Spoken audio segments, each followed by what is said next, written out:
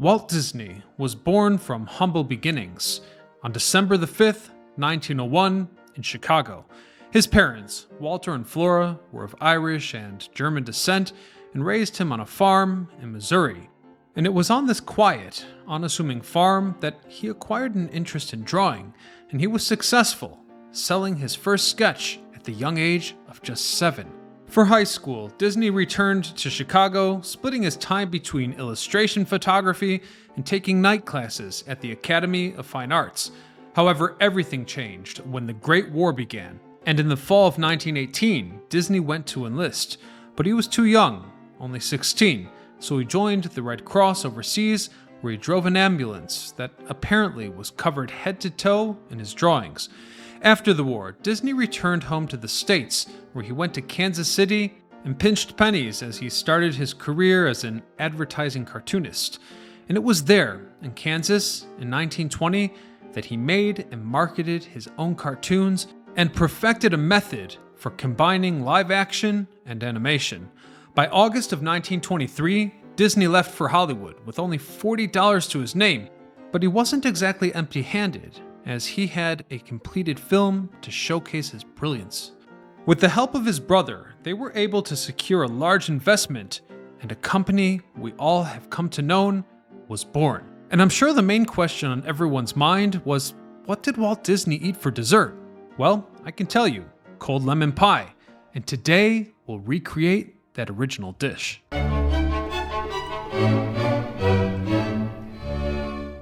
So how did pie end up on the table of Americans? Well, according to some, pie is one of the oldest known complex foods. First invented in places like ancient Egypt, Greece, and Mesopotamia. Back then, pies were more of a transformation of bread, ground grains combined with fat like olive oil, and it didn't take long for pie to become a rudimentary pastry. The word pie most likely comes from magpie, a bird that collects a variety of objects which may resemble ingredients cobbled together in many early pies. Modern pie, on the other hand, is a descendant from medieval Europeans who brought the dish back from their crusades. By the 17th and 18th century, in Europe, pie was perfected with new ingredients and technology, such as butterfat and pie plates. But back then, people often used animal fat, not derivative from dairy products, to make their pie dough. Surprisingly, lemon pies, such as the one that Walt Disney loved so much, were enjoyed in a wide variety as far back as medieval times. In the 17th century, the egg white meringue was perfected, and in the 19th century, Elizabeth Goodfellow introduced lemon meringue to the United States in her Philadelphia shops. But Disney's cold lemon pie, or icebox pie, is an offshoot of lemon meringue that was named after the ice boxes that kept them cool in the summer. You see, rather than baking in the oven, cold lemon pie is just chilled in an ice box or fridge until it hardens. Without the need for cooking and ease of preservation, it became an instant classic as a summertime dessert. The recipe is dated at 1960, and it's not only Walt's favorite dessert, it's also in the honor of his first grandson, Christopher. It's a little bit confusing to me that a child would eat the dish that is based on raw eggs, but maybe they had a little bit different standards back then.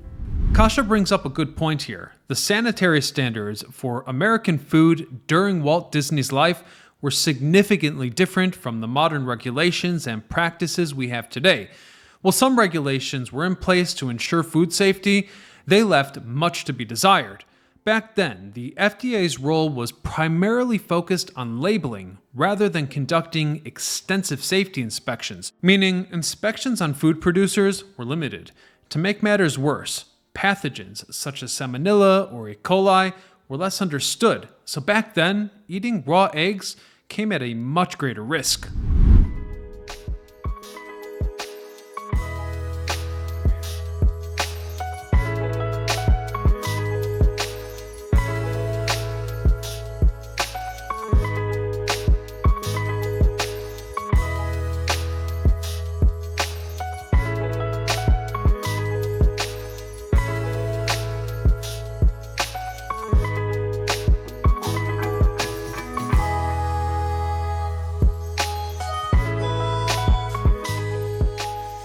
guess that we are going into the right direction.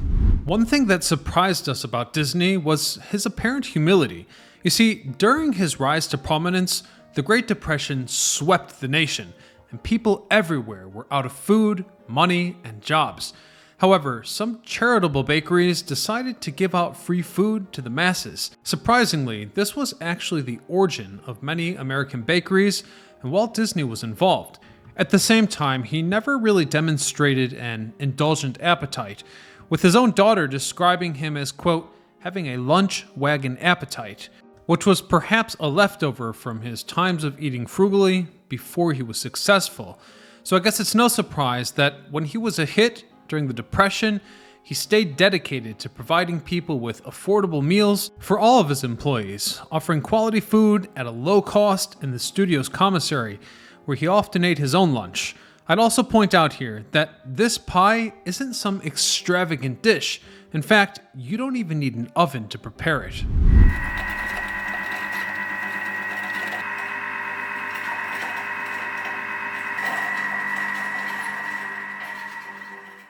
I think that this part is ready. Yeah, it's as thick as it can be. This part, the egg yolk, has thickened as well. And our crust is pretty much perfect. So now let's do some Disney magic and put everything together. Following the recipe, now I'm supposed to fold in these foamy egg whites with the egg yolk, put everything on the top of the crust, and leave it in the fridge for at least 4 hours.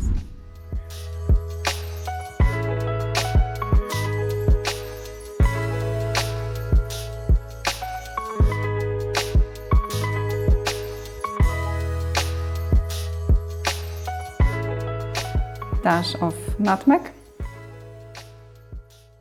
Now it goes to the fridge for at least 4 hours. Over the course of Disney's 43-year career, he revolutionized not just animation, but imagination itself. Think about it. Mickey Mouse's Steamboat Willie was the world's first fully synchronized sound cartoon. Snow White and the Seven Dwarfs was the first full-length animated musical, and Disneyland captured the imagination of millions. His work was world-renowned, earning Emmys, Academy Awards, and honors like the Presidential Medal of Freedom from countries across the globe. But despite it all, Disney still took a deep interest in the future of American cities and the development of the next generation of artists, establishing Epcot Center, which displays the potential for American innovation, not to mention his involvement in establishing the California Institute of the Arts. With that in mind, I'd argue that this is really a story about staying true to who you are and sticking to your roots. There were many things he strived to do when he became a success, but he never forgot who he was, as perhaps demonstrated for his humble love of simple, cold lemon pie.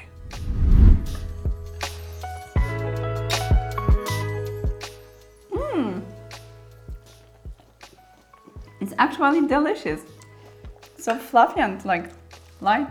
I could see why he liked all those cartoon characters if he was eating this on a daily basis. Because it's very innocent tasting. It's very sour, but sweet, plenty of sugar. sweet. I almost sense like a nut kind of taste to it. Are there any nuts in this? Or there's nutmeg. Yeah. Would you prefer like egg pie for breakfast or scrambled eggs? Definitely this delicious Walt Disney cold lemon pie.